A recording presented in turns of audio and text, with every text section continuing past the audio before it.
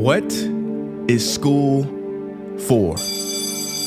Feel free to call me slow, but I spent 16 years going to school, and I still don't know. When I finished, I didn't know how to do my own taxes, purchase a home, or apply for a loan. I didn't know a thing about investments, building credit, or getting a job. I graduated at the top of my class, and what did I have? This fancy diploma to sit at home with my mom. But luckily, they did teach me some important skills like factoring trinomials and how mitochondria is the powerhouse of the cell. I'm so happy I remember the Pythagorean theorem, because it helped me a lot. Okay, I'm lying, let me stop, because all the stuff they taught me, truthfully, I forgot. Mom, remember when you would ask me, what did you learn in school today? And I would say, nothing much. I wasn't being modest. The truth about it, Mom, is I had already forgotten. And it's not just me. Millions of students sing the same song. How many of you guys avoid eye contact with the teacher to try not to get caught upon? Afraid to raise your hand for fear of being wrong, which proves that school isn't an environment for learning or building up the intellect. It's just a game you play for grades and how many A's you can collect.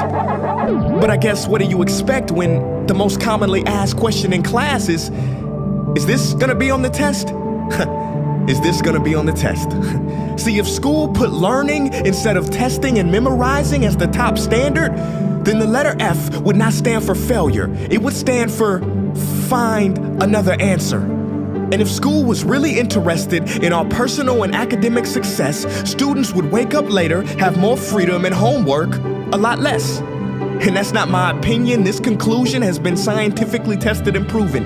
And any teacher that doesn't believe me, feel free to check my works cited page to inspect.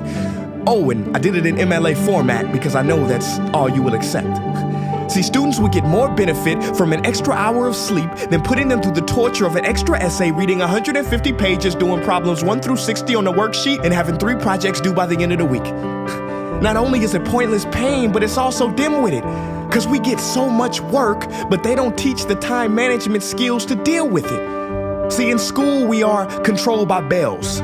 We have to learn in rooms with the feng shui of a prison cell. We have to ask permission to relieve bodily functions, but not before the teacher asks a million questions like, why didn't you go before class? I'm sorry, my bladder is kind of on its own schedule and it's not always timely. See, teachers always say, use your time wisely. But that never made sense to me. Because these 6 cruel hours of our lives we call school might literally be the worst use of time management ever in history. Think about it, the traditional teaching method is foolish. No, it's useless, multiplied by the square root of stupid. What they do is they cram information in your head, force feeding you, and then you throw it up on the test. That's not education, that's bulimia.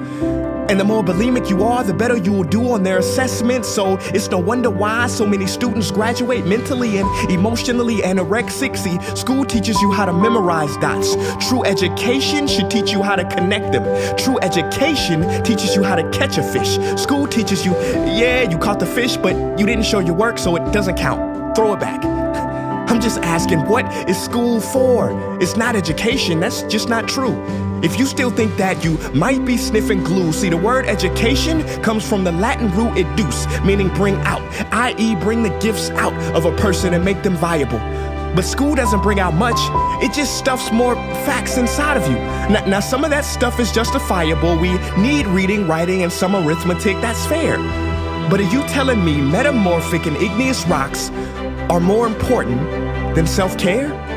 If suicide is the 3rd leading cause of death of ages 10 to 24, and Harvard studies suggest the biggest predictor for success is self-control and emotional health, then why the heck aren't we taught how to handle stress, bullies, or rejection? How about anxiety or depression? You know, skills we need for our entire lives. Bro, I don't even know how to cook. I'm honestly surprised I'm still alive.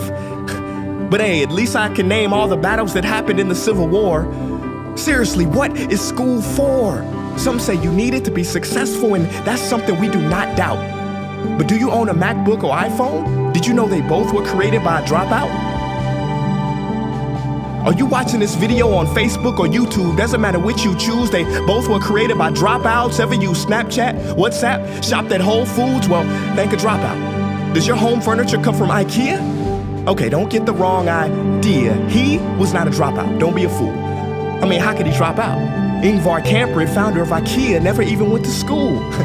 I know what you're thinking.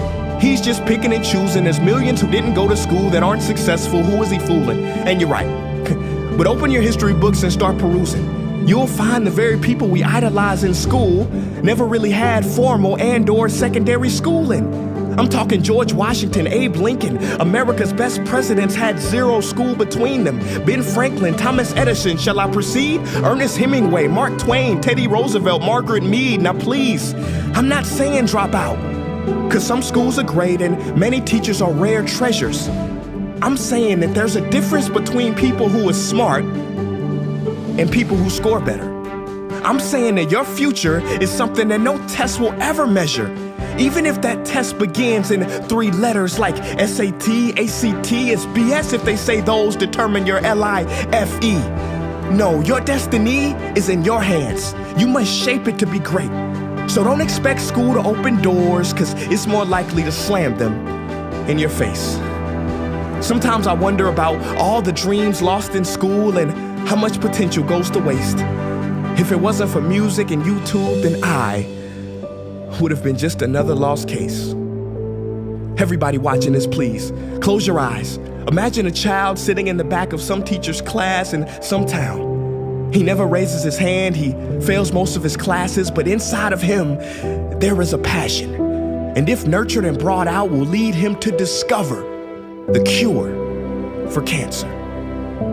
But you see, I'm afraid that that child's gift will never come out. He will never win the Nobel Prize award because in class he was ignored and his worth was judged only by his scores. So teachers, principals, parents, advisors, and students, I ask one more time, what is school for?